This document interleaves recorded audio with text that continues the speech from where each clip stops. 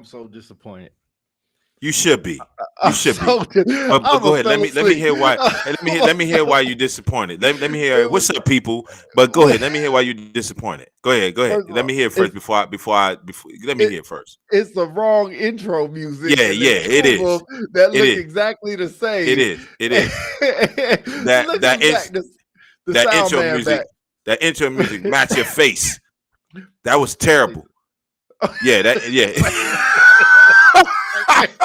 intro music match your face. That was the worst intro music I ever heard in my life. Bro, I almost fell asleep. Hey, I was Yeah, like, you should have. That was my man.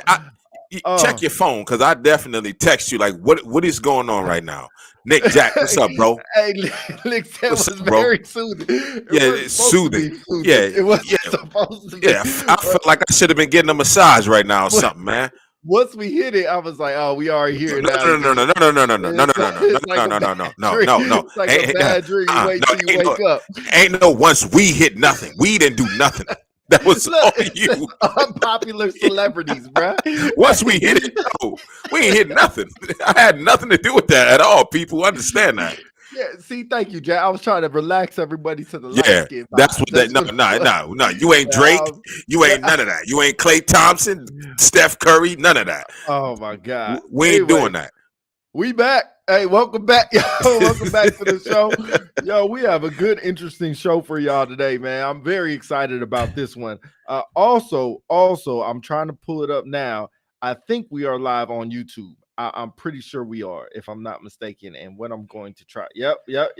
We is live on YouTube right now. So you can go into YouTube and throw some comments in there as well. Let me see if I can comment on here, see if it will show up. It might not. You can comment on there as well, and we'll be able to see that as well. So that's awesome. So new platform we got. That's me right there on the YouTube. You see that? That was my dog. You're doing too much, man. Anyway, I gotta make sure it's good. Anyway, go ahead, Mike. What's up, people, man? Y'all already know who it is. Unpopular celebrity Nick Jack. He trying to get his job back. He the first one in the building, giving us sound checks and video. Even though he didn't do it properly, we still give him some of his paycheck that we might owe him. But y'all already know who it is. Unpopular celebrities. We got one of the unpopular celebrities alumni on here. You know, he always in the cut. Jump on and holler at us and give us some of his insight. But we definitely got another special guest, one of the members of the Diamond family. You know, those of that know what it is. But I ain't gonna give too much. I'm gonna let her introduce herself. So who you want to bring in first? Bring the alumni in first. Yeah, let's bring in the one that knows what's going on, and hopefully he shows the right way. You know how to introduce yourself. That's what he's supposed to do, is show the rookies the right way how to introduce yourself. So we'll bring him on. I guess he goes by the Chief now. I guess it's a new thing, but Chief, what's good? There ain't no new thing, man. There ain't no new thing. First, live and direct. This is the Chief, straight out of DM, Command Chief out there. But we make sure your worst day is not your last day. Rescue the tech. And the other quick thing I wanted to say too is, what was that janky promotion video? Yeah, Chief. Yeah. I just want you to know I had nothing to do with that.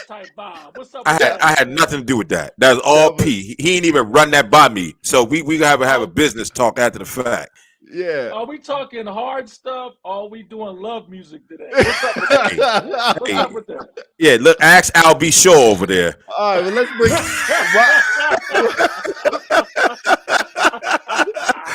Al B. Shaw over there. Yeah, ask him. Bats, what's up, man? It's good to have you on. I've been here a while. All right, let's bring on our other guest. Also, used to be from Luke Air Force Base. Let's go ahead and bring him on right now. How's it going, Shirk? Go ahead and introduce yourself to the people. Hey, what's good, team? Hey, man. So, first name Noel, last name Pius. First sergeant, part of the Diamond family. Was currently at Luke, just got PCS at Seymour, so I'm currently in TLF, still doing my end processing and stuff. But I will piggyback on the intro music. Not what I was expecting. I thought I signed up for something different. Thank you. But it's cool. Yeah. To be honest, it wasn't what I was expecting either. That's complete honesty. See, threw everybody for a loop. I appreciate everybody commenting on that because that was ridiculous. I thought I was on the wrong page when it came on. So yeah, I don't know what Pete doing over there. I almost left. Yeah. See, look, see, he been on quarantine. He been on quarantine too long. He quarantined for 5 days. He loses his mind. Hey, you know what? The only way we can go from here is up. That's it. That's the Yeah, only you way would. we Yeah, can go is you up. would think like that. You would think like You that. got to think positive with a bunch of negativity around me right now. That was the worst Just thing you got could off- ever did. Hey, shout out to everybody who gave me some love for the quarantine, man. Of course, I'm doing all right. You know, had to defeat the COVID once again. That's the second time around. Hopefully, it's not a third time. That's be some BS. I tried to tell you had COVID. You ain't want to listen. Yeah, because you ain't a doctor. That's I am. 100% why I wouldn't listen. I am. You just don't know. Just because you don't know what I got. You don't know what I got. You don't know what we don't know what credentials I have, man. You don't know none of that. When you a parent, when you a parent, you automatically a doctor. Understand that. You know what? I did hear that. That is Yeah, exactly. When you a father or a mother, you automatically a doctor. Know that. Yeah. Certification. All right. Hey, what does Nick Jack said the music had him looking like the chief counsel mean? What the heck the chief counsel mean? When he in that picture with them looking crazy, you know what it is. You know, look at his face. That's what it is. That's what it is. No, man, but we appreciate y'all having y'all up here, man. Chief, as always, you know, you got to pop in for the special appearance, you know. And Shirt, glad to have you here. Have had you a part of the team in a good discussion that's going to come up. You know, we always got 7,000 things we bring on the table and break down and chop up. So appreciate you sharing some time with us. Yeah. So let's go ahead and set the table real quick. So last episode, Chief Counsel was typing into the comments that me and Big Mike had, and it got interesting. We started talking about professionalism. We started talking about overweight in uniform, and we went on to the Airman NCO page. So we will bring everybody on to talk about this. Before we do, we have to let everybody know. Go ahead. Go ahead. No, go ahead. Okay, yeah. We have to let everybody know. None of our views or points from us or the guests reflect anything about the United States Air Force. It's just our opinions or any facts or anything about the United States Air Force. So strictly our opinions, and that's all it is. Even though we do work for the Air Force, it has nothing to do with the thoughts or our opinions have anything to do with the Air Force as a whole. Good to go. Right. Disclaimer out. All right, so let's just go right into this. I just want to go to the first question. The first question you had, Chief, and I want you to touch on this first. You asked, do you think professionalism is a lost art? What made you say that? Where did that even come from? You know, and now in hindsight, when I think about that question, that's a pretty broad question. I should know better, but I guess what I'll lean forward towards first is like chain of command, right? So when I came in '94, my supervisor, Buck Sergeant at the time, would always talk to me and say, you know, Counsel, if you got a problem, you come to me first. You don't go to the Shirt. You don't go to the commander, whatever. Come to me first. Chain of command. They always stress the chain of command. Mm-hmm. And so obviously there's some disadvantages to that because sometimes the problem you have is in your first line of your chain of command. And so the great thing about where we're at now is you don't have to worry about that stuff now. If you got a problem with your supervisor, your flight chief, whatever, you don't have to go to them first. You can go around it. But what I was taught when I became an NCO is like, hey, look, if you got an issue with somebody, you go to them instead. Like case in point, if you was my supervisor, God help me. But if you was my supervisor, I mean, hey, Sergeant Peterson, remember that time on my evaluation, you gave this mark, I didn't agree with it. We would hash it out and you would say, I'm not changing that. So you know what? Hey, I appreciate that, Sergeant Peterson. I don't agree with you. I'm going to go talk to the flight chief. So you would already know that it's going down already. And so some people would say, well, that's a disadvantage because if you tell them, they can go and they can poison the well to the flight chief. I look at it as communication. So I think in some ways, when I mean professionalism, I think in some ways we've lost the art of communicating with each other because we're quick to, if we get a feeling if someone has or feels a certain way, we just go straight to 100 instead of having some dialogue. So I'll say start right there. Okay. All right. So, and I want to say, Shirt, because you fit so uniquely in what we call the chain of command, I want you to go ahead and tackle that first. What's your thoughts on that? How you feeling? What you think about that? So I think Chief kind of hit it on the head, man. Like I feel like the generation that we deal with now is they take things in a more literal sense. Like, so we want to have the open door policy, right? But I think when we say that, we forget to include like, hey, make sure you follow your chain, talk to your supervisor first. And if things don't really work out the way they should, or you hear something you shouldn't be hearing, or whatever the case is, come holla at me. But if you're uncomfortable with that portion, then come talk to me. But I think it's twofold, right? I think they should be doing that, but in the same sense, if they do come, let's just say they come and talk to me directly, then as a leader in that position, I should be going back and talking to a supervisor or somebody saying, hey, or right, talk to that person first, and then let them know, like, hey, maybe we bring your supervisor and we all have a conversation, so everybody's tracking the same thing.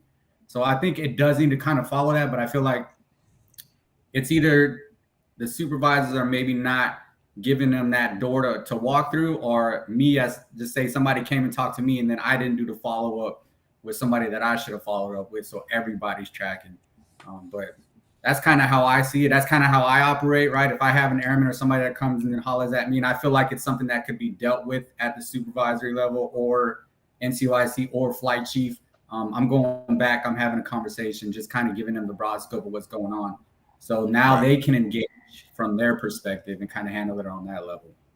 Right. So, and it's for anybody. Hold on, Mike. I got I thought you were going to give your thoughts about that. But if you don't, go ahead. Go ahead, man.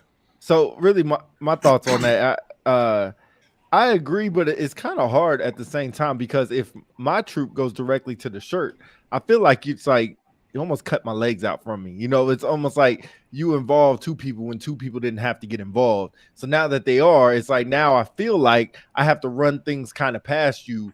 Like you're gonna bring, you know, a troop brings you a problem, like, oh, you know, me and Pete ain't getting along, or he's gonna do something against me, or you know, he's just not treating me the right way. You're gonna come talk to me about it as a first sergeant, as chief, or whatever.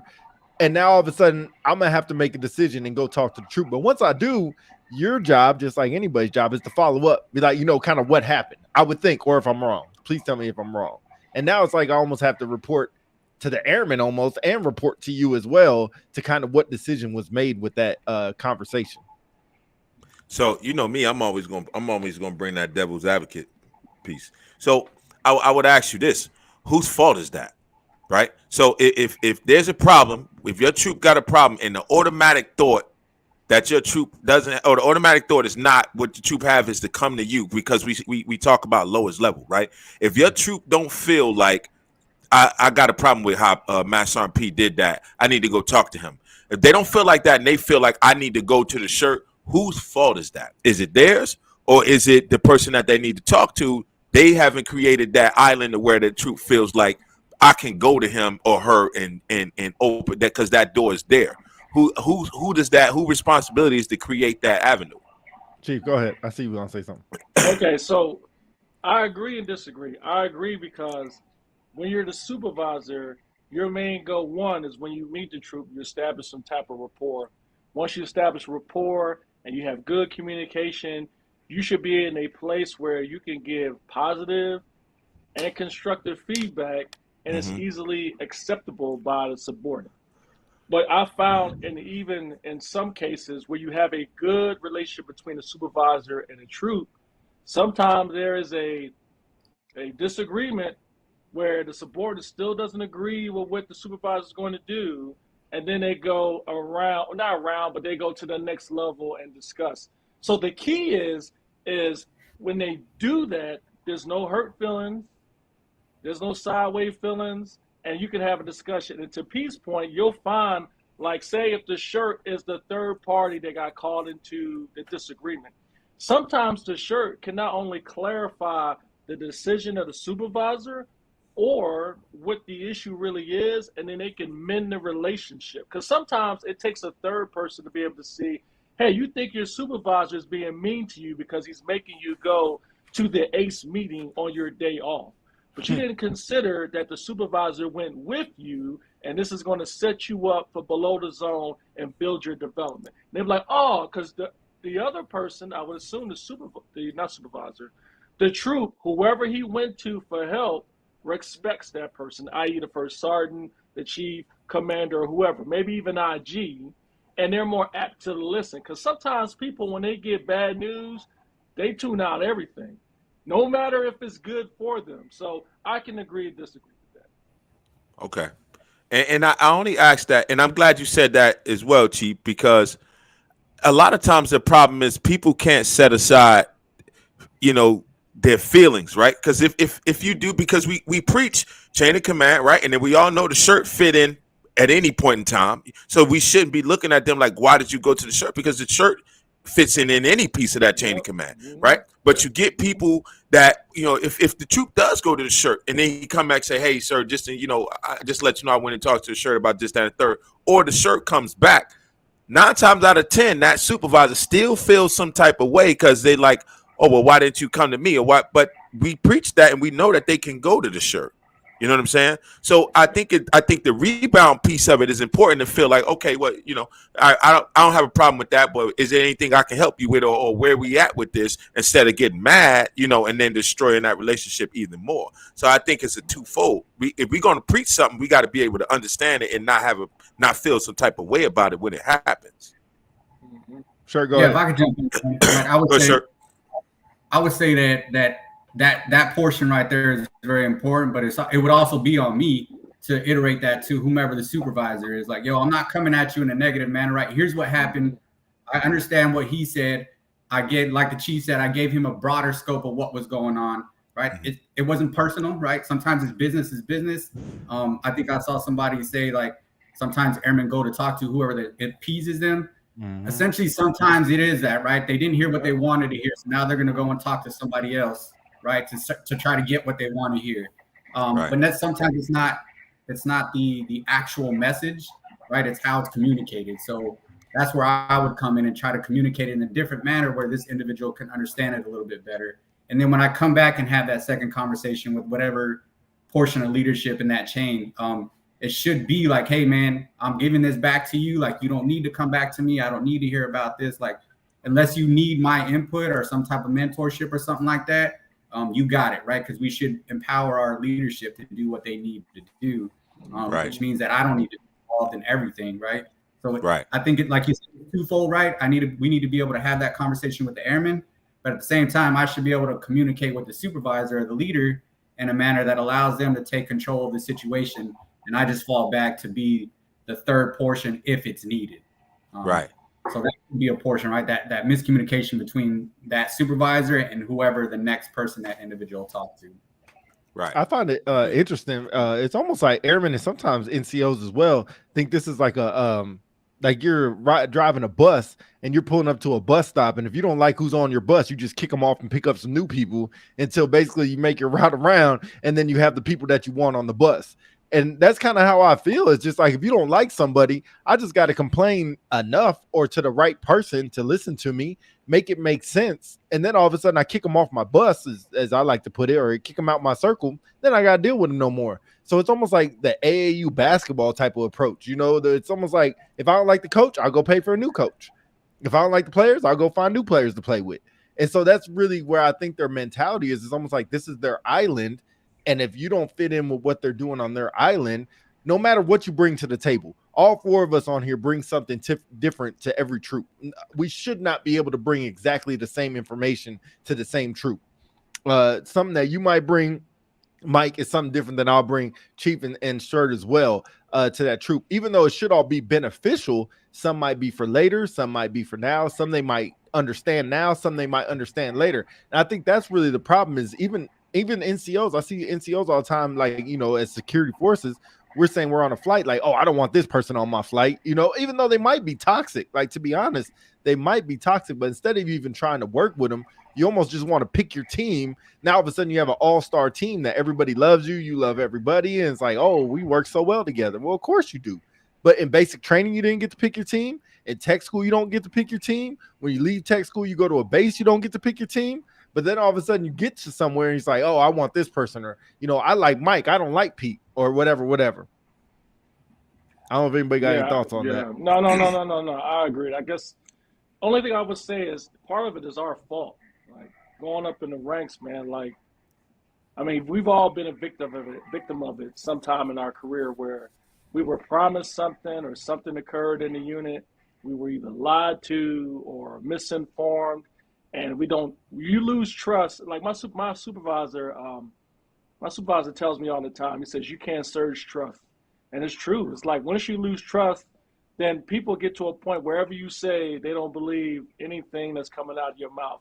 And so not the transition, I know we're talking about that later. That's why you have pages like the Airman NCO page, because I think airmen feel like they don't have a forum to say, hey, how come so-and-so got a DUI and all they got was an LOR, but I got an Article 15. And I get that a lot. And I always tell airmen, like, hey, every situation is different. There's no such thing as black and white punishment. Your situation when you got a DUI may be different than mine. Sometimes my incident or situation may be more egregious than yours. Case in point, my BAC level may have been 4 times over. Not only that, somebody tried to stop me from driving and I knocked them out.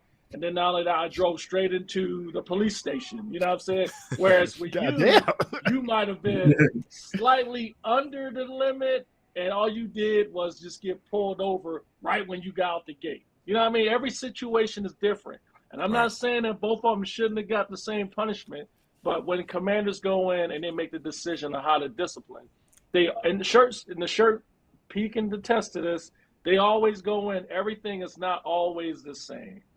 But unfortunately, when people hear that, they feel like they didn't get the answer they want, or it's not explained thoroughly, and then they don't trust the rest of the system.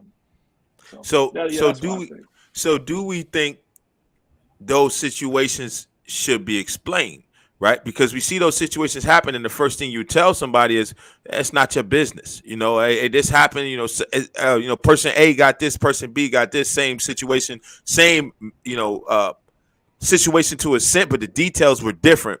You know, well, why was it different? Well, it's not your business. You know, and now the idea out there is that it was the same exact situation, but it was 2 different punishments, right? Should the communication be, because we always talk about transparency, right? We always talk about, we should be transparent. We should communicate up and down and let everybody know what's going on. Should those things be, explained, right? Is there a point where we should be saying, well, this is why, or if it becomes an issue, right? Because what happens is you don't hear this type of stuff until DEOC surveys come out. Then, you know what I mean? The DEOC surveys come out, and then you get a paragraph with a million words. Oh, this person, Airman A got this, Airman Z got that, and it was the same thing, and they showing favoritism, and they, and it's like, wait, that ain't the case. You don't hear. So at what point do we show these statistics? Do we do a commander's call, or whatever the case may be, and you show this stuff on the slide and say, hey, this is what happened in this situation? So anybody that feels some type of way, if there's rumors going around that this person got this because they're liked and this person got this because they're not liked, should it be full transparency with those type of situations? Sure, what you got on that? I think transparency is key, man, but I think it's it should be determined, just like you said, it should be determined based off of that situation.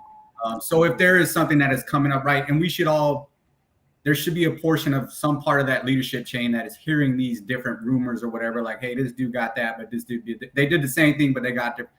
If that's the point, then it should be brought up so the transparency be done on that level, right? I don't think that we should broad scope blast everybody and say, hey, all these people these were the differences and this is why this happened.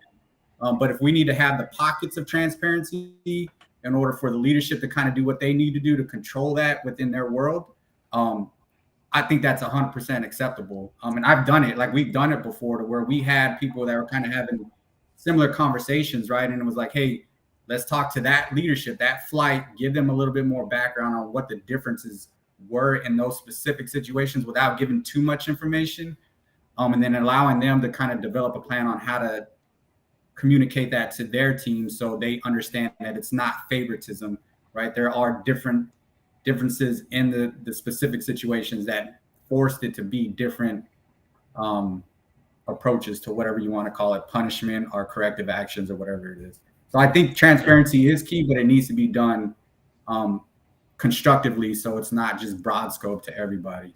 Right. Okay. Yeah, nailed Chief. it. Nailed it. Okay, Chief, we got a question for you. It was you for you specifically, but basically, Chief, do you believe that it's your job from the top to turn them, I guess, back to their direct supervisor? My opinion is that being permanently above it empowered them to skip the change. Yo, I see it, man. It's on the screen, bro. I'm working on my reading, Chief. Yeah, But this ain't the You're platform. supposed to make me This ain't the better. platform. This ain't the platform. Here's a tip. Take a deep breath. Then start to read. I will. I appreciate that. I don't even take offense to that because I appreciate it. Hey, thank you. I appreciate that because now everybody can't blame me for it. Go ahead, Chief. No, that's a really good question. I'll tell you, I do it all the time, man. It's almost like playing tennis. Like you just like, just knock it right back to the next person. The first time I tell them, I listen. What I do is, I get in trouble all the time and I'm late to a lot of meetings because I end up talking to people and we talk for a long time. And my execs always tell me when I say, well, give me feedback. And they say, you're always late. And I tell them, you're right, I'm late. It's usually because I'm talking to somebody and I do not like to cut people off, especially if it's an issue. If it's important to them, it's important to me. Unless it's a critical meeting, I'm going to be late. So quite often when people come to me for problems, they say, I listen. In my head, I'm thinking, I bet you they didn't go to their chief. I bet you they didn't go to their first sergeant. Bet you they didn't go to their commander. Bet you they didn't go to the chaplain. Bet you they didn't go to EO. I just go all down the line. And so as I hear more of the issue, and if they say keywords like, and so I talked to the shirt, I'll say, okay, talk to the shirt. And I'm thinking, what did the shirt say? The shirt said that it was legit, and because I had my feet up on the desk and my gear off, that's why they gave me this Article 15. I said, okay, so that's legit. So shirt, no problem there. So in the end, if they're finished and I'm thinking, okay, I hear what you're saying. That's a tough thing, man. But did you ever consider going to talk to your chief or your commander? Well, I didn't want to because, they're the ones that did. I said, they may have a different perspective. I'll tell you what, you go talk to them first, then you come back to me. And if you do, I'm going to follow up and I'm going to talk to them to see if you talked to them ahead of time just to verify that you did it. I don't know if I said that correctly in the right order. We got anyway, you. Hopefully get the gist. But yeah, in the end, I think all leaders should do that. And I will tell you, I had a couple of instances where things went to the SimSAF and she would tee it right back up to us too. So when people think it goes strictly to that higher level, and then we don't get it, it comes back to us in some degree. Now, there may be some additional questions asked or some commentary, but we get it, and we do get the opportunity to address it. All right. Pete, you got another question there from one of our there we go. Yeah, one of our prior guests. Yeah, so hold on. My protege. Yeah, go ahead and breathe. How do you differentiate bad leadership from advice you may not want it to hear or don't understand? Say that word. Say that fourth word again. Differentiate. Freaking flopping dirtbag. I'm done reading. Sir, you see what it say. Sir, you see what it say. How do you differentiate? What is differentiate? I never heard it before. Anyway, how do you differentiate bad leadership? Come on, man, bring it back. I can't see, bro. Sorry. Bad leadership from advice you may not want it to hear or don't understand. Elaborate, because elaborate on that, Jay. I can't. Anybody else get it? I think I know. I know, but I think let me see if the shirt wants to answer that first. Go ahead, Shirt.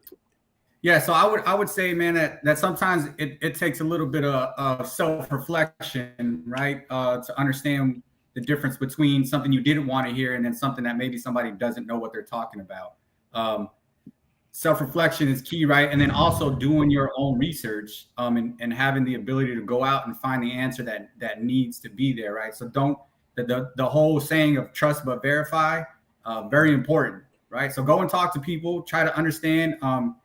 And if it takes self-reflection to kind of understand, like, yo, maybe this dude is right. Like, maybe I'm kind of, I don't know if I could cuss on here or not, but maybe I'm kind of messing up. Just did. Okay. Go ahead. Pete, do it all the time. I don't know, man. Yeah, you good. But maybe I'm not doing my shit correctly, right? Or go and do your own research to ensure somebody's telling you exactly what needs to be told based off of whatever facts of that situation. You know what I'm saying? Like, don't just take somebody's word for it and then run with it if you feel like something might be slightly off. But I think that's going to really be on the individual and the situation of whatever is going on to kind of understand, like, is this bad advice or is this just advice that I didn't want to hear? Right. I think it's twofold with doing that self-reflection and doing your own research to understand what's really going on. Yeah. I think that's huge too, man, because it's a lot of that going around. It's a lot of that going around. People, you know, they ask questions or they bring you a situation and they expect you to give them the answer that they want you to give them. You know what I mean? But when you tell them, oh, hey, well, what did you do here? Or maybe you had went wrong with this or whatever. And then it's like, all right, well, I didn't want to hear that. I didn't ask you to tell me, you know, what I did, you know, but it's key because, like you said, it's self-reflection. Like, before you even ask somebody the question about a situation, did you look yourself in the mirror and say, how could I have done something different? Or what did I do in this situation to make this happen? Or how can I have done something different to avoid it? You know what I mean? I think that's huge too, man. That self-reflection piece is big. It's big in any situation. Same thing with professionalism, but I think we talked about it last time, but shaving waivers. Do you think shaving waivers relates to professionalism? Oh yeah, Chief, that was, you hit us with that last time. You want to reiterate? So yeah, so let me first preface this by saying when I came in, I had a shaving waiver. I had a shaving waiver until I was a master sergeant, and I will admit, in the beginning stages, you know, I wanted to outline my beard. I had my little black stick, and I would outline it on days off and stuff. And then when I would go to work, I would shave it down a little bit to follow the reg, but I would black it out and stuff. And so when I became a master sergeant, when I went to my first gig in the desert as a master sergeant, I never forget, I think her name, I can't remember. Anyway, she said, I thought master sergeants didn't have shaving waivers. After that, I never got another one. And so I kept shaving with clippers, and to this day I use clippers to keep it down. It's never baby smooth. It always has some rough edges around it, but it takes me about an hour to shave just so I can get it manageable to that point. And I still get bumps underneath my neck and stuff. Same. But one thing I will tell you is I was told, even after I stopped getting the shaving waivers, I've seen so many cases where folks were, there was a stigma about shaving waivers, like your ceiling was a tech sergeant. After tech sergeant, you wasn't getting many jobs with a shaving waiver. And, you know, I'm happy to see there are some DSDs, like I have an ALS instructor with a shaving waiver, and he has a full beard. Now, the difference is his beard is cleanly kept, it's shaved down, it's not all over the place like he just came out of the woods and stuff. So anyway, I digress. When I talk about professionalism and shaving waiver, having a shaving waiver is a choice, and it's a legit medical profile. But here's the difference. You get a shaving waiver, to me, it doesn't say you grow your beard all the way out like Rick Ross. And it looks like you're coming out of the woods or something, right? It also doesn't say that you take some tweezers or some trimmers and you shave it down to a point where it's outlined like you're Drake from, I forgot that one album, or you're coming off an R&B cover. Now, when I had a shaving waiver, I had clippers where you can adjust it, where you didn't cut it all the way off. It would cut it down to a certain level. So you will still see hair, but it wasn't like all over the place. So for me, it's a choice. Like, to me, a shave waiver doesn't say, well, I don't have to shave. I'm just going to let it grow all over the place. Or, well, I don't have to shave it, but clean kept is outlining it, trimming it, and all that. That's where the professionalism comes in my opinion. So go ahead, Chief. My bad. No. Last quick thing I'll say is, to me, that goes back to uniforms, right? So in the regulation, if I'm not mistaken, it says not to starch or iron your uniform, right? Okay, so it does say that. But if you come to work, like I think, I won't even go on that, but if you come to work like you jumped out of a plane, rolled down a hill through a bunch of trees, and you're walking into work, you can't tell me you can't fix that. There's some certain degree. Don't starch your uniform. Don't hard press it, but at least put it on a permanent press cycle so it looks decent. So people are like, I'm a battlefield airman. I don't have to iron my ICE OCPs. You don't, but you can't put it on a permanent press cycle. I mean, geez.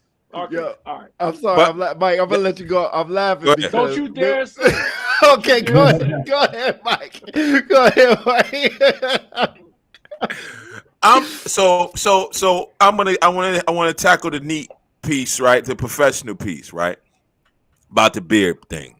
So we know when people have waivers, they grow their beard out. Let's say they do follow guidance and they grow it out to the appropriate length that is supposed to be the limit, right? But it's just growing out. So even if it's low, you still to a extent look like Wolfman Jack, right? I'm just gonna say you still look like Wolfman Jack, right? But if you were to line it up and neaten it up, that looks more professional than what people are allowed to do now. It looks more professional for it to be neat and kept versus just growing it out and keeping that length and no. I don't want to say design because then we will get into something else, but no fixing to it to the point where it looks neat, right? Because if you think in the corporate world, CEOs, police officers, whatever the case may be, they keep it kept right, neat and shaped to the point where it's presentable. I think that's better than looking like Wolfman Jack, just keeping it to a certain length. And the uniform, I'm a big BDU fan. I love my BDUs. Like that's how you stood out. That's how you knew for the most at some point who was who cared, right? So I'm even with that, like I don't see why, man. Then I know the whole starching piece and all that. You combat, your uniform glow in the dark. I got it, but I mean, what's the problem with it? If I can press my uniform to the point where it looks neat, because I'm not going to go, if I was in the regular world, I'm not going to go to no event. I'm not going to show up with my blues crumply and looking like I just got them.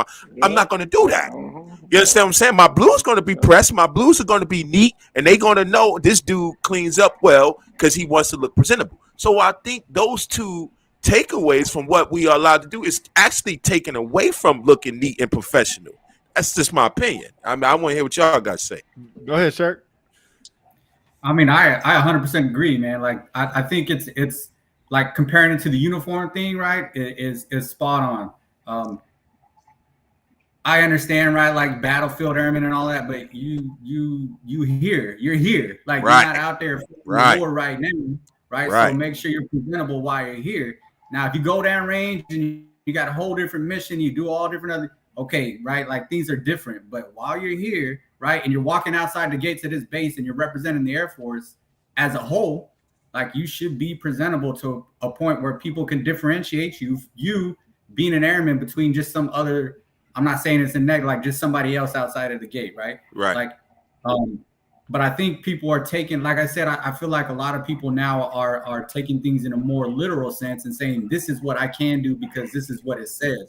Right. Tracking. Right? I am tracking, but like you got to understand that we are in a business where appearance is a thing, right? And you have to be professional in certain positions doing certain things and all of that. So I understand the shaving waivers, I understand all of that, I understand the reg with the uniform, but if you're going to want to be put in a position where you're going to stand out amongst everybody else and be seen above all your other peers, you should be willing to put forth that little bit of extra effort to make sure that you fit that role, both based off of your actions and kind of how your appearance and what you do and how you're moving, right? Because at that point, you're representing a whole different level. You know what I mean? So that's my perspective on it. I completely agree. And I don't know, whoever goes to church or goes to the club, I'm not trying to relate the two, but I'm saying if you're going out in public, you try to look your best. And whatever that means, you iron your uniform, you iron your pants or whatever if you do, or you make sure you put on nice shoes, or if they're dusty or messed up, you clean them off the best you can. And you don't go out mix matching, looking all crazy with your hair looking all crazy, especially you going out with your girl, or you trying to impress a girl, or a girl's trying to impress a guy. Like, you're not gonna do that. You're gonna make sure your car is washed. You're gonna make steps and preparation to make sure you look presentable. So what I'm trying to say is, does it take time to iron your uniform? Yes, it takes a lot more time. But you do it when you go out to the club. You do it when you go to church. You do it when you do it when you go to the movies. Some people even do it to go to the grocery store. Like if I see somebody at the grocery store with a wrinkled shirt, or if I see somebody with an iron shirt, I'm gonna take a second look at somebody with an iron shirt. Like, okay, they look a lot more presentable. Go ahead, Mike. I was raising my hand and say I'm the one. My wife my wife get on my. I'm gonna take a page out of your book, Pete. My wife get on my ass all the time. We gotta go to the grocery store. She's like, "Why are you ironing your shirt?" I just, I got to. You know what I'm saying? But I was taught that. You know what I'm saying? My mother always, don't go outside. Don't go outside the house wrinkled. You know what I'm saying? Yeah. That ain't what you did. So me, if I'm doing a part, I want to bring my effort as a leader, as a mentor, as a guide. Whatever I need to be for these airmen, I want to do my part, right? And I'm going to do it to the best of my ability. But I want to look my part as well. Because if I could go in there talking, it's maybe somebody, the first impression they see me walk through the door, like Chief was saying, my uniform looked like it was balled up in a brown paper bag, and I just took it out and put it on. As soon as I walk through the door, they see one thing. Now, maybe after I start conversing, they say, all right, this dude, maybe they say, he about his business. He know what he talking about. I like what he talking about. But that first impression could last too. Well, he didn't look all the part, but I heard what he was saying. Mm-hmm. I mean, so that piece is important. Go ahead, Chief. Now, the only thing I was going to add on is 2 quick points. Is that there's some exceptions, like say there was a maintainer, senior NC, tech sergeant that I knew that when he goes out on the line, his boots would be really bad. Like a lot of oil and stuff on it because he's at work. So yeah, I don't expect him to come from home and go to work and his boots, his coyote brown boots are perfect without blemishes. He's going to work. But when I saw him out and about and he wasn't going to work, like case in point to, he was like one of the projos for the induction ceremony. His boots were immaculate. And he said, I always have 2 boots. I have one boots when I go to work and then the one that I go other stuff. Same thing for defenders. Back in the day in BDUs, you had your guard mount boots and you had your work boots, right? And so I think I saw a comment on there, and hopefully I'm saying it correctly. I think it was a comment that said something about physical appearance. Oh, here it is. There it is. Yeah, say it again. The idea of professionalism is purely physical is problematic. So here's the thing. When people say first impression is everything, it's the truth, right? When they first see you, the first thing they see is the physical. Like case in point, when you look at someone's bio picture, and the first time you see it, my shirt, Luz Hollis, when she was in the dorm, she was a former TI. You see her picture, you see the commander's picture, nice warm face. You see the shirt picture, she looks scary as hell. Nostrils out like this, she's looking like this. First time I saw her, she's evil as hell. But when I started talking to her, I'm like, man, she's nice, right? Yeah. But people say for years, even to this day, I had a major tell me the other day, Chief, you're just an intimidating person. Why? Because I'm a tall guy, kind of big, blah, blah, blah. But that's what people see. So when you go in an interview, when people see, the first thing they do is they already assessing how you look. Right. And so in the end, physical appearance or how you dress and how you look in uniform says a lot. Now, does that mean that should be the sole judgment of how people perceive you? No, but like they say, sometimes you only get one chance to impress somebody depending on the situation. There's a comment I'm about to put up on the screen. I want somebody, matter of fact, you could tackle this one. I'm not going to read it because people pick on me when I read, but I'm going to let you look at this real quick. It kind of form it into a question. It's kind of interesting the way he put it, and see how you feel about that. See, your problem is when people are perceived to be rewarded for the clean look. It appears a standard is set. Now others follow suit and it snowballs. So what is that saying? Like, you don't have the clean look? Is that kind of what he's saying? I think what he's saying is like back to the. Well, I'm sorry. Sure, go ahead. No, I think you're right, Chief. Like I think it's back to like when you're talking about it, man. Perception is a lot of what we do, regardless of what we do, right?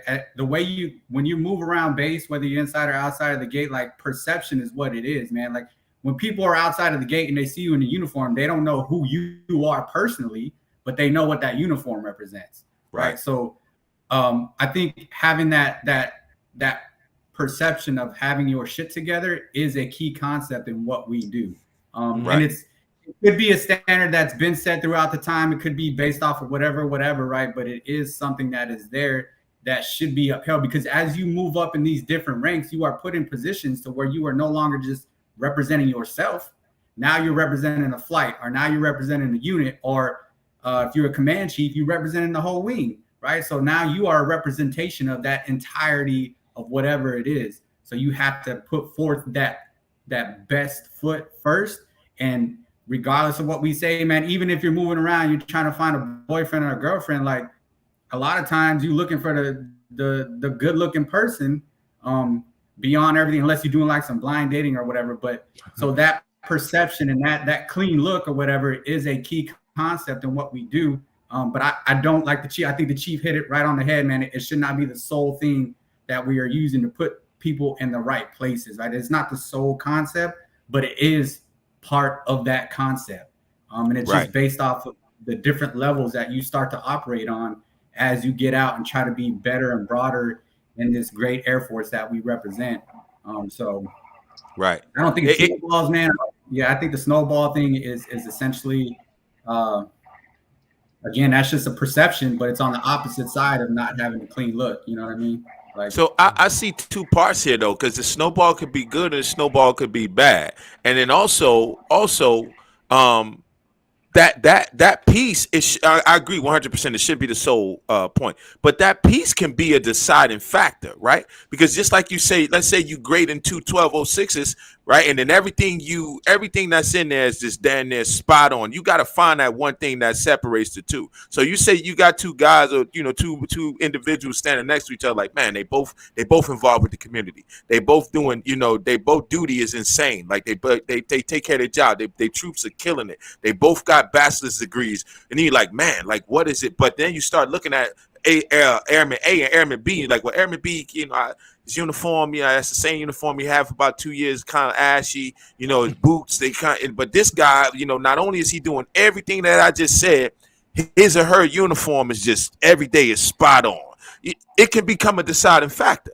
You know what I'm saying? So I think it's a part of the puzzle. That should be in place. Now, what I'm saying, when I go back to Chief's comment about the snowball, I think, and I would say it personally, because I've been in this situation personally, downrange, back in DCU days. I was an ironing freak. And shout out to Chief Master Sergeant Shamil Brown. I was an ironing freak. I would iron my uniform in the desert. I ain't even gonna lie to you. I'm coming to work creased up, and for the first week in some change, they was laughing, right? Hey, why you ironing in the desert, right? Why you ironing in the desert? So one day, Chief Brown, at the time he was Master Sergeant Select, I was an A1C. He said, man, in here, man, when it comes to appearance, my only competition is you. So I took a lot of pride in that. But about 2 weeks later, I started seeing two people with creases in their uniform. Then then it was 3, and then all of a sudden it was a competition between all of us who could look the sharpest throughout the facility. You know what I mean? And we downranged, but it started something. And not saying I was the crown king with uniforms and nothing like that, but it started something. Everybody was like, man, this dude going to do his thing. We gave him grief at the beginning, but I want to rock with that. I want to iron my uniform and stuff too. So it changed at least the appearance culture to a certain extent. You know what I mean? So I think that snowball effect could be positive too. Yeah, I want to change subjects, but I guess I want to make my last point. Bats, I want to get to your question too, so don't go nowhere. I got it pinned up here, so I'll hit it at the end. But I think the one thing trips me out, especially with the boots, is like people will buy Jordans, pay $200 for $250 for some Jordans, and wear them one time in their whole life. But something that you wear 5 days a week, you'll keep for 5 years and only pay one time for it. Right? There's no investment in it, even though what allows you to buy the J's is what you should be spending your money on. What you should be spending your money on is what allows you to buy your J's, to look good, to make more money so you can buy more J's or do different things. But that's the part that really trips me out. You'll go buy some expensive shirts, some expensive glasses, whatever the good glasses are, watches or whatever, but you won't buy $100 pair of boots every 2-3 months or whatever. And you ain't got to buy them every month. But let Saturday come out, some J's drop, that line be packed. Hey, man, hey. Man, I'm proud of you, man. Somebody must have texted you that comment, because that was a good one. Somebody, who told you that? Who told look how slow he is. He didn't even catch on to that. Like, what you talking about? That's just me. That's why I'm so perplexed. Nah, That's just me. No, somebody in that room with you whispered that to you. You ain't come up with this. You ain't come up with this yourself. Whatever. What's up, Chief? What you think about that? No, I just want to add one thing. So now I'm gonna play devil's advocate, right? So here's the thing: like, in some ways, we're our own worst enemy. But I mean us all together. Maybe not all, but the majority. So when we were wearing BDUs, everybody was looking good in their uniform, ironing up. The majority of the people, right? And then we start talking about time. How can we get our time back? It takes too much time to iron our uniforms. It takes too much time to do this, that, and third. And so they went to ABUs, and we were still ironing. And then when they brought in OCPs, and you don't have to iron them, oh man, people were so happy. But now we're talking about, well, how come the airman at the gate doesn't look sharp in uniform? It doesn't look, you don't have to iron it. How come his buttons are unbuttoned? We don't enforce it. How come he's got his keys attached to his uniform in the BX? We don't enforce it. So there's a lot of things like we think is better for us, and then we advocate for them, and then we get it, and we find out, well, it's probably not a good thing. Because I do think, to Pete's point, it's a matter of, to me, it's a matter of pride. Whether Right. you're on duty or off duty, and I think somebody put up a comment on there, yeah, you do get clothing allowance every single year. What do you do with it? You know what I'm saying? What do you Blow do? it. That doesn't Blow mean, yeah, if you need, Get them if you J's. don't need new uniforms, cool. I got like 12 uniforms. 12. I always make sure I got a good uniform. Right. Now, 1 year, if you keep your uniform squared away, you can put your clothing allowance somewhere else. You can invest it, buy you some new Jordans, or do whatever, right? But damn, if you need some new boots, bruh, just spend the change and get new boots. And don't say clothing allowance is not enough. It's enough to get you a pair of boots or one uniform, not a whole Right. wardrobe. Right. So, I agree. Because I mean, just being in guard mount, like I go to guard mounts, and that's first thing I'm looking at. And I think Pete stole my line because I said that to him before. So I'm gonna go ahead and put you on blast because that wasn't your line. But anyway, he stole my line because that was my line. And I got airmen here that contest to that. But I always say that. Would you go on a date, with your shoes looking the same way your boots do? If it look like your big toe is coming out of your boot, we got a problem. Seriously, if it look like your big toe coming out of your boot, or if it look like if you SF and it look like you fix F-35s, we got a problem. You know what I'm saying? But that's what I'm saying. If you wouldn't go to the club looking like that, so your uniform should not look like that, because the same, like you said, the money you make to go to the bottom clothes to go to the club is what you using for your appearance. That's what your appearance is going to on a day-to-day basis. You should be just as concerned with that, But yeah. I think we should be allowed. I think, like you said, shirt, stateside, stuff like that. If you in the right zone, nothing should be wrong with pressing your uniform. To stand out, look neat. I really that's how I believe. That's what I believe. Hold on, real quick, Chief. Well, go ahead, Chief, and then we'll get to our next. No, I'm sorry. Real quick. Stop rushing, Pete. You ain't got nowhere to go. You on quarantine. You got me outside my zone. Forget you, man. Hey, HIPAA violation, shirt. HIPAA. You tell me about this. Go ahead, Chief. Oh man, I almost lost. Only thing I'm gonna throw in there is, I did make a comment last podcast about looking overweight in uniform. So let me make sure I clarify that. That falls in line with uniform as well, because I found there are some folks where you got 99 on your PT test or 100 3 times in a row, and people are like, oh, this guy's BTZ. Yeah, you look at his record, and you're like the 1 EPR, and you say like, well, he was average. Oh, but he's great. Well, what did you see? Well, he's got 100 on his last 2-3 PTs. And then you look at another guy. This dude was undergrad. This guy was a blue rope. This dude was president of the ACE. But this guy got a 7 on his records. He's like, what's the problem? Well, he got an 80 on his PT test. And then after that, he got an 82. And after that, he had 1 exemption on his crunches. This dude was an undergrad, blue rope, ACE president, and airman of the year. Yeah. It's like, oh well, I value so it falls in line with physical training too. Those elements are important. Physical appearance is important. Health is important, but that should not be the sole reason you evaluate somebody's performance. So Sure, I'm gonna let you. I want you to tackle that, but real quick, my 2 cents on it. I think the whole thing overweight and uniform. What I took is just get a uniform that fits, and if it doesn't fit the way that it comes out the bag, you might have to tailor it. This is I don't know how to make that more clear. Like everybody can't buy the same kind of shirt, right? Like whatever shirt, I can't think of a brand name, doesn't fit everybody the same way. Certain brands fit people the same way, and I hate to say it, but same thing as the uniform. You might have to get a bigger uniform because your arms are longer or whatever, and then you might have to get it tailored. And you might have to get a smaller uniform and then try to add some to it or whatever. But go ahead, Shirt, on that one. Yeah, so I agree, man. Like when I buy my uniforms, I have to buy it a little bigger and then get it tailored down so it fits. So again, that goes back into what we were talking about before about just having that pride in what you do and how you look, and that goes right into the PT thing. Like a lot of people, and it's a lot of these young cats out here that think that they could just go out there and pass a PT test without doing anything, and then they get out there and they do fucking 10 push-ups and fail, right? It's part of the upkeep of being a healthy human being, but also now that you decided to raise your right hand and say that I will support and defend, now you're put on a different standard, which means that you have to take the extra time and put the extra effort into doing what you need to do to make sure you're representing yourself correctly.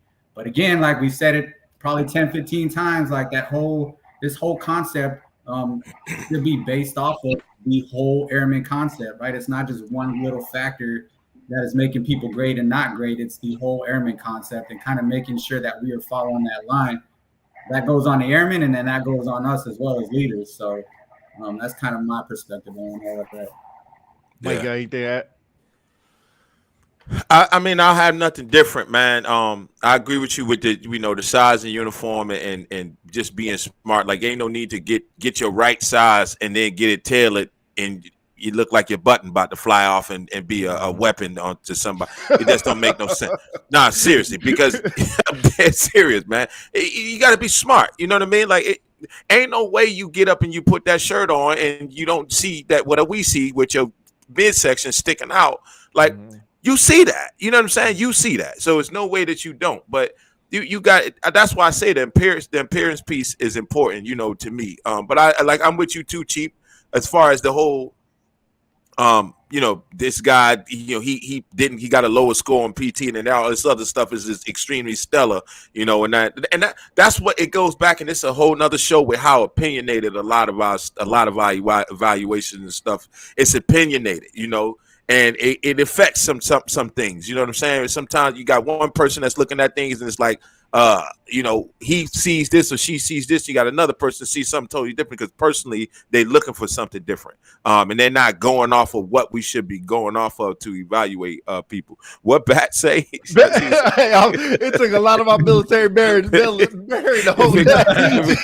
If the crease in the back is too small, she right. She right. The funny thing is, we all seen it. That's why we laugh. We all seen it. She absolutely right, man. Like, use that uniform allowance, use that clothing allowance. If it's time to get them boots and that shirt up, listen, I know right now I cannot put the same blues coat on I had on the basic training. It just ain't happening. You shouldn't. It ain't gonna happen. Don't try to stretch that uniform as far as you can. Buy the damn. Trade your PS5, your Jordans. Trade your left arm. Whatever you need to do. Whoa! Don't do that. You can't be in the military.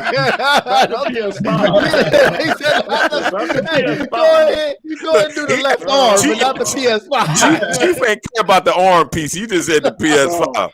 Yo, it's just gonna crease in the back. I'm not giving up the PS5. He said those things are hard to come by.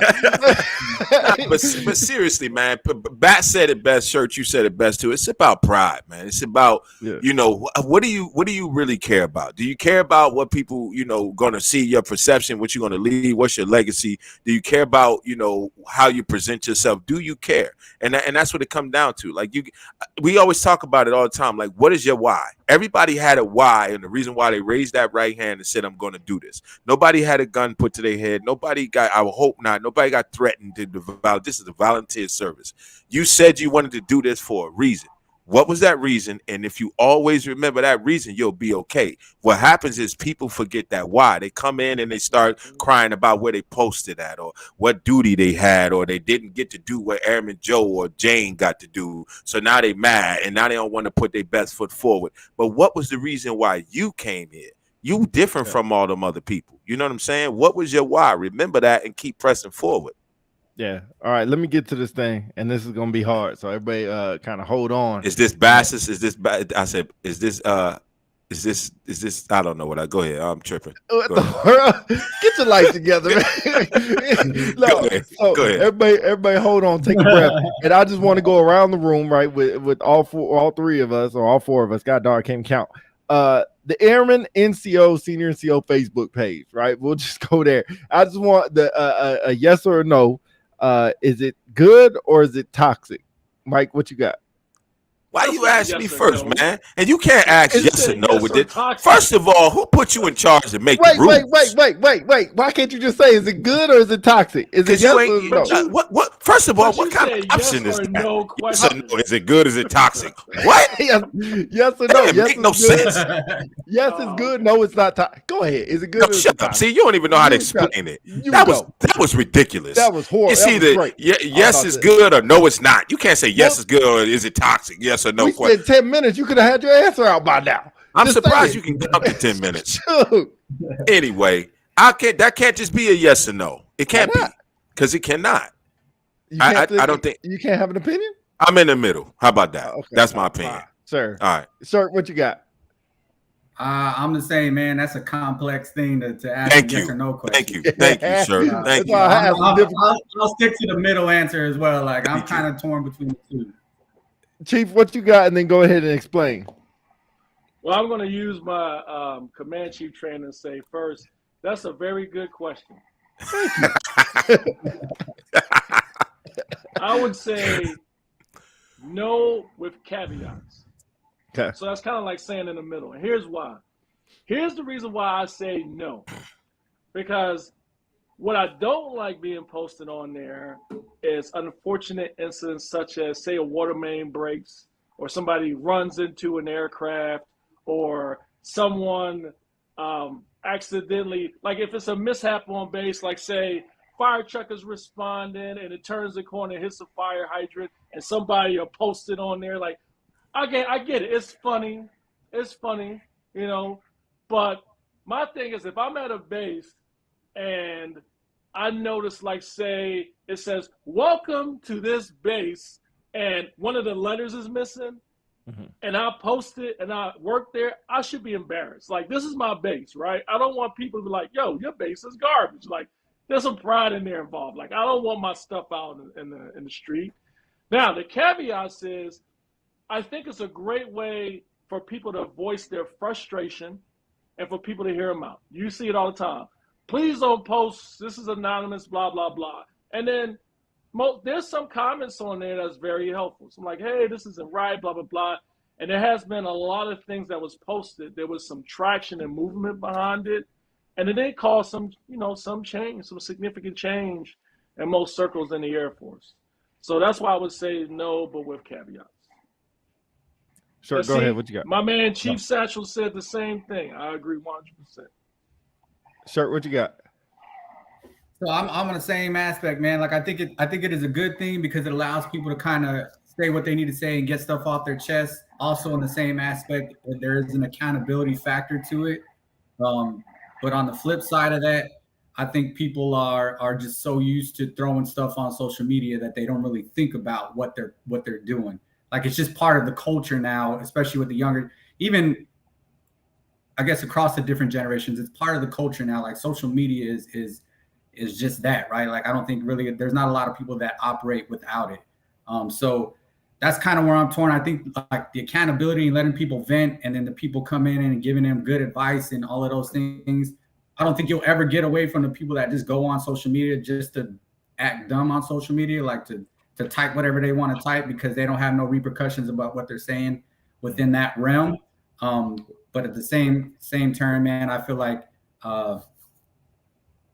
there should be some things that like the chief said, that should be held within that house to ensure that everything is going the way that it needs to go. And I feel like sometimes when people get on that page, they're not giving everybody the opportunity to do what they need to do to ensure that it gets rectified. They're automatically, like you said, like sometimes it's just like jumping the chain, right? Mm-hmm. Now that is a portion of how do I get my voice heard? Now they're automatic social media and not really trying to talk to the people. And that could be bad education, right? Like maybe people just don't know who to talk to.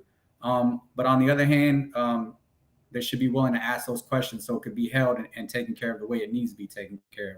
So that's kind of where I'm at, man. Like it's good and then it's bad at the same time. We just kind of deal with it as it comes. Mike, you got to do that? Now, my response is a collective of the both. I think it's good and it's bad. Like I said, sometimes, maybe it is a point where they all the means are exhausted and then they just feel like, hey, this is it. And unfortunately, we've all probably seen instances where, things have been probably communicated the right way and then they go to there and all of a sudden things are shaking and moving. And it shouldn't have to be that way.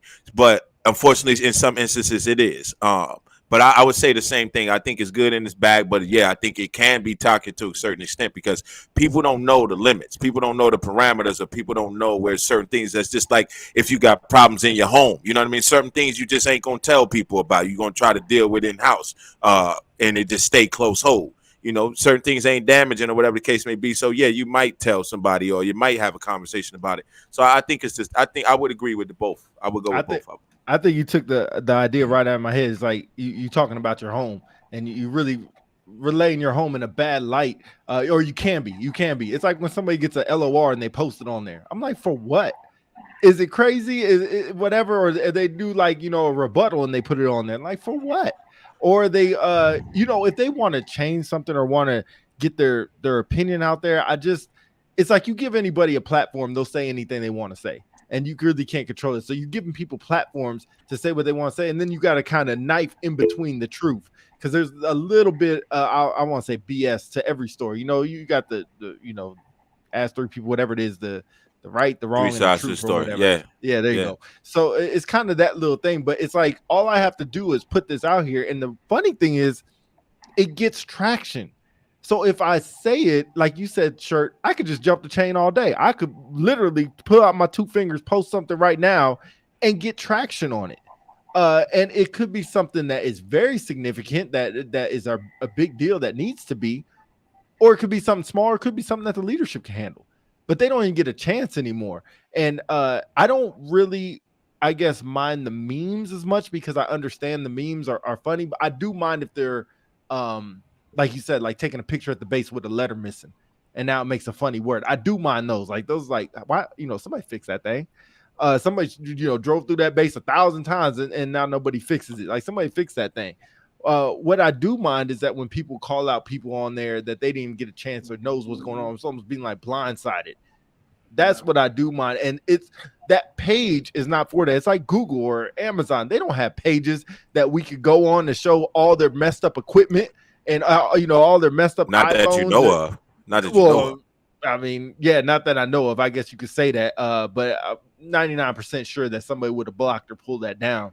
Because that's your professional work environment. They're not going to put out their competitors, which is pretty much what we're doing. If you want to go to the China route and to the Russia route or whatever, we're pretty much putting out to our competitors that we have effed up things. You don't see Russia doing that stuff, or we don't even post stuff like that. There's a reason for that. We are in a competition to save lives, and we're sitting over here can make jokes about it.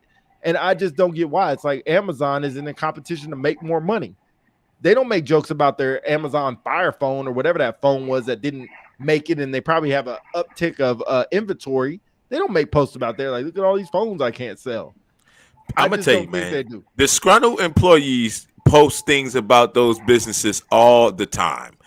You might not see them, but they do. Disgruntled employees. Yeah, but what do you think these people are? But I'm gonna tell you, this has been happening forever. The only thing different now is it's social media. Because I'll take you way back. What about that kid that goes to school and say, you know, my mother spanked my behind yesterday, or my mother spanked me because you know, she was mad at me. And then the teacher like, oh my God, this got spanked. We need to call child services. And then they dig into it and like, well, what happened? Well, little Johnny set the bed on fire. So yeah, I spanked him. Little Johnny ain't tell all of that. You know what I'm saying? Little Johnny told his one little side, but he ain't just go to his mom and say, hey, why you spanked me? I was mad. Or his dad, he went to the teacher.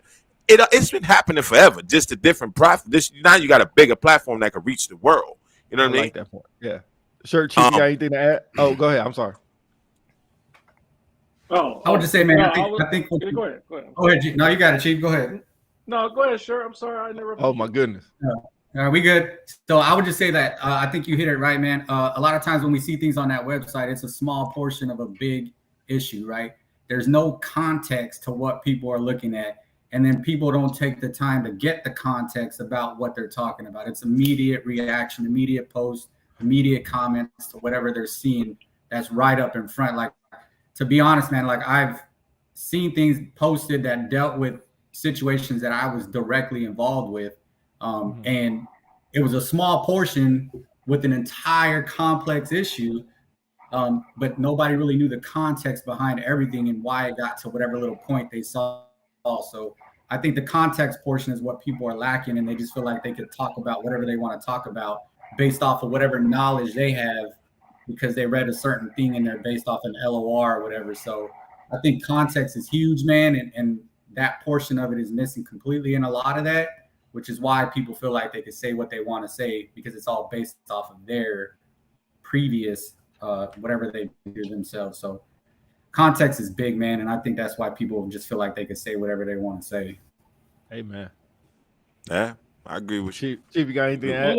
Only thing I would add is it's a problem, not just in the Air Force, but across the world. People are quick to pull out their phones to record something wrong instead of jumping in. I get it. If somebody's shooting up something and you don't have a gun, I don't want you to jump in there like you special forces and disarm the person.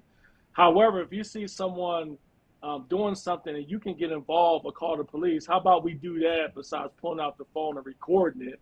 Or you see somebody try to take a corner in the car and they spin out of control, you immediately point out your phone, recording the car on fire. Like, how about we get some people involved in stuff? So if you're going to put something on the page, put something on the page where you're like, hey, if there's some experts out there that may have been through this, can give me some advice, or hey, here's what's going on here. We're not getting enough traction. Can we get some assistance here? And just like the shirt said, put a little bit more context in it, because in some cases, people who are involved in those situations, when they read these posts, they don't know the whole story. Mm-hmm. And I find it interesting. And yes, somebody would probably say, well, Chief, why you troll the page? That's a good question. Because some of it is funny. I'm not going to lie. Some of it is funny. But at the same time, you find that sometimes stuff will happen at your base and you'll find out on there than the airmen. I'll go out to meetings, engagements, dorms, and say, what y'all got? What y'all want to talk about? Don't get much. Crickets. But next thing you know, next week I find out, hey, here's a look at the dorms. And they'll show the dorms and the TV's broke or the pool table's damaged. And then people chime in, oh, they're not taking care of the airmen. This is ridiculous. But like, bro, I was just there last week. Nobody didn't say anything. Like, so it's one thing if you told me and then a month passed and I didn't do anything, then it's my fault. Right. But, bro, if you don't tell me, I don't know. Right. So. Yeah, don't know what you don't know. Yeah, I think it's tough because they know that people are – it's almost like when I talk to somebody, I'm not sure if they're listening. But if I post something on there and I see comments and likes and all that BS, now I know people are listening. I have proof that people are listening. And when I'm having a conversation with somebody, I'm not sure if they're getting it, or once I leave what they're going to do with it, I almost have to wait. And it's almost like guaranteed satisfaction or fast satisfaction to see 20, 50 likes on a post or 50, 60 comments on a post when there's, 12,000, 17,000 people or 50,000 people. I don't even know how many are on that page that can see that. So I think that self-gratis or that instant Immediate gratification. satisfaction. Yeah. Yeah, it's right there. But man, yeah. I think Shay said, yeah, you don't know what you don't know. Yeah, 100%. Mike, I don't know where we at. We have some more to talk about. We can end it here. We're already way over an hour, but this is a good conversation. Yo, did y'all see the post from the commander's call? I believe it was in Lake and Heave, and they had the key spouses go out there, and somebody recorded it and posted it on that page. What they was doing, like a celebration dance or something? The Lady Marmalade, and somebody recorded it, and then briefly people started commenting. So here's my thing. Here's an example of something that was awkward that I must admit, if I was there, I would cringe too. But at the same time, whoever recorded that video, guess who they could have went to? They could have. Wing commander. Not just saying. If it wasn't the wing commander, they could have went to the wing commander. Right. Or they could have went to the IG. Right. Or they could have went to the EO office. Or First they could have sergeant. went to the IG at the next level, the NAF, the MAJCOM. But no, they decided to record it and put it on the Airman NCO page. So before, if someone were to say, well, Chief, it got addressed, here's the problem. Somebody's spouse was on there dancing, and the comments on there was terrible. To those spouses, they may have thought it was no big deal. But I would be upset if my spouse was on there. First of all, she wouldn't be doing it anyway. But if my spouse was on there doing that, somebody say, oh, look at the one on the right, blah, blah, blah. Now I'm upset. Like, So that's a perfect example of someone taking action on the spot there instead of putting it out for everyone to see. Yeah. Yeah, I agree with you. I think we had a conversation here the other day about that. About, you said the car accident and then or two girls or kids fighting, and they pounding the life out of each other, and there's 20 people standing around and just record instead of somebody jumping in. I don't understand that. I would never understand that. It makes no sense to me. But people care more about likes than life. I'm gonna just leave it at that. Like that. That's my new slogan on that. T-shirt. People care more about likes than life. Yeah. Hey, I got to copyright that because somebody gonna steal it. Let me go. I'm gonna steal it. I got proof on the show that I just made that up just now. But that's the truth, though. You know what I'm saying? And we got to get back to caring about people, and then it comes down to that on every aspect. Leadership. Teaching people, being in people's corner. We got to show more that we care about people and not processes and not awards and recognition, and that's a whole nother ball game we could get into. But we got to start caring more about people. Look what Shay said. She said. Hey Shay, what's see me in court. See me in court. Man, that's bad. She's at my base. So once she deploys, I'm clear. So. My lawyer gonna call you. Tell her my lawyer about to call her right now. She was at my base in Korea, man. I don't care nothing about no good people. You stealing my slogan. That's your money. Messing up with the money. I don't care about none of that. All right. Yeah, I'm going to call my lawyer right now to copyright that. Yeah. Hey, so I wanted to end the segment, and Mike, I didn't clear it through you, so I apologize at first. But don't do it. I'm gonna sue you too. My lawyer gonna call you too. So we used to play hot seat, right?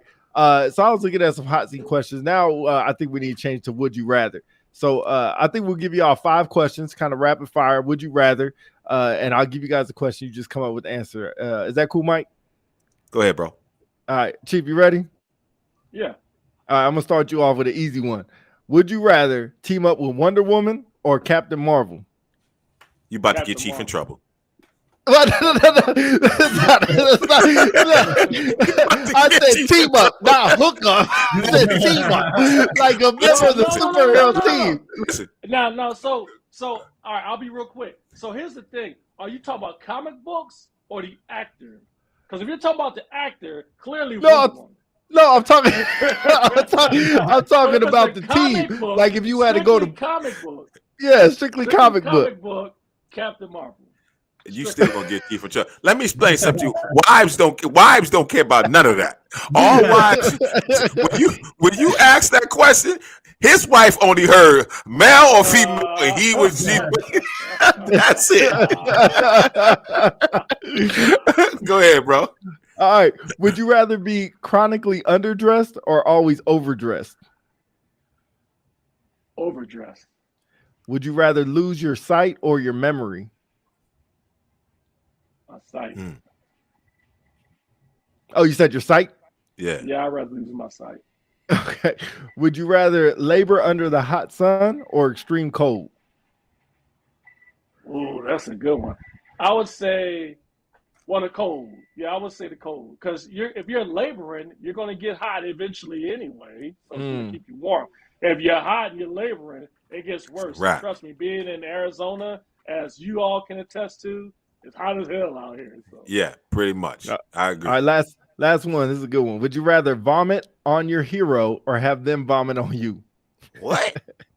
Why is Vomit that a on good my one? hero. Why is that a good one? Because What it's the heck funny. is That's that, why. bro? Would It's you like you You get don't- nervous, you see him, you throw up on him, whatever. What You the kind only of one that laughed. Stranger Things? Yeah, what? What kind of Stranger Things question is that? Why? bro? First of all, I of thought all- that was fun.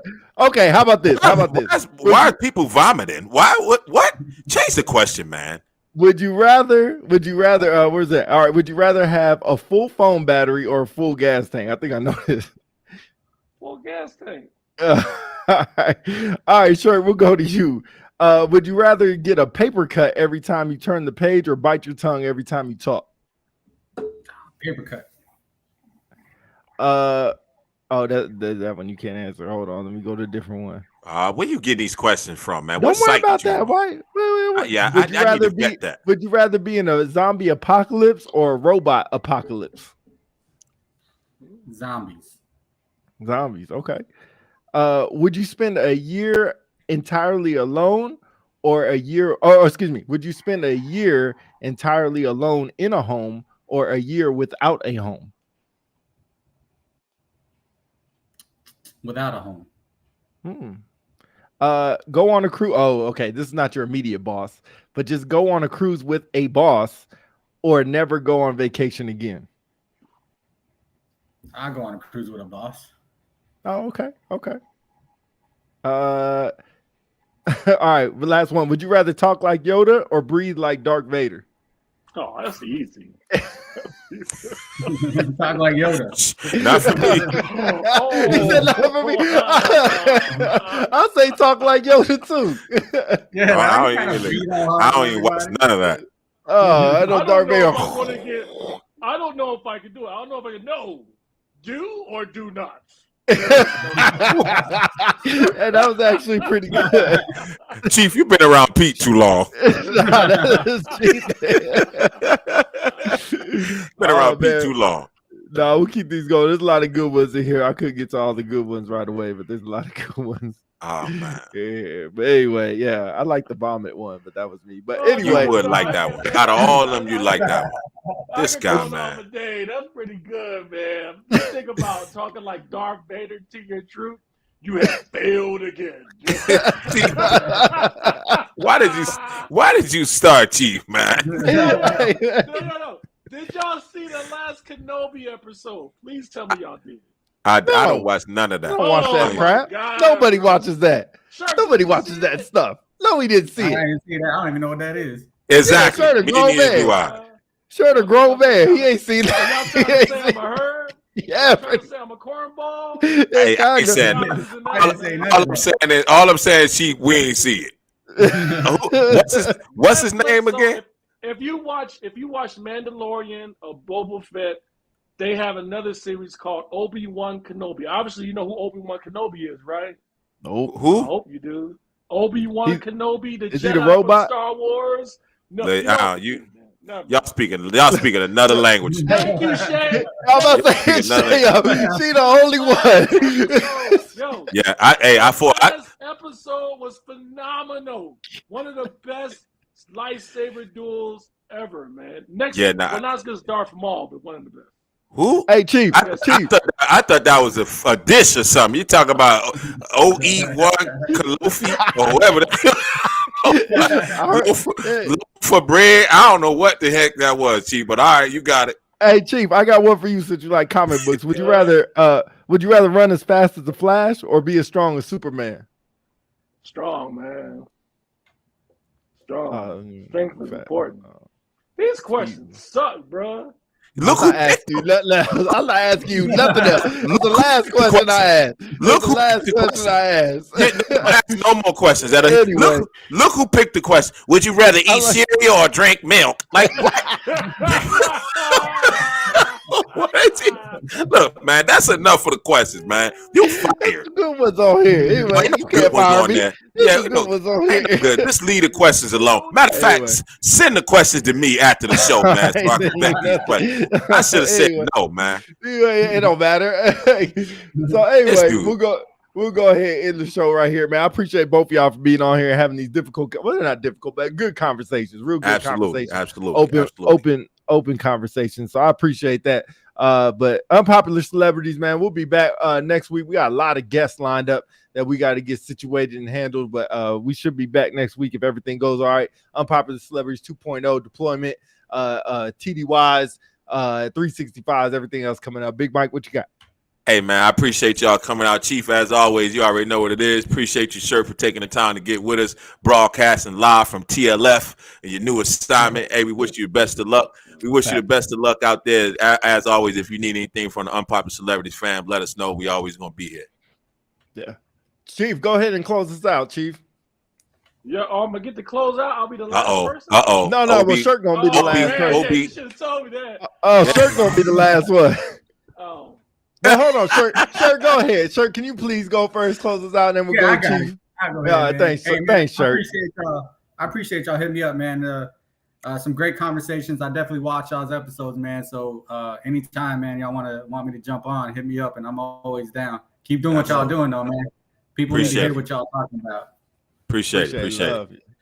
What you got, Chief Obi-Wan Kenobi? You need to change your name, man. I wish I could change it on here, but I can't. Look at his face. That's the face. That's the Chief me. That's the Chief face.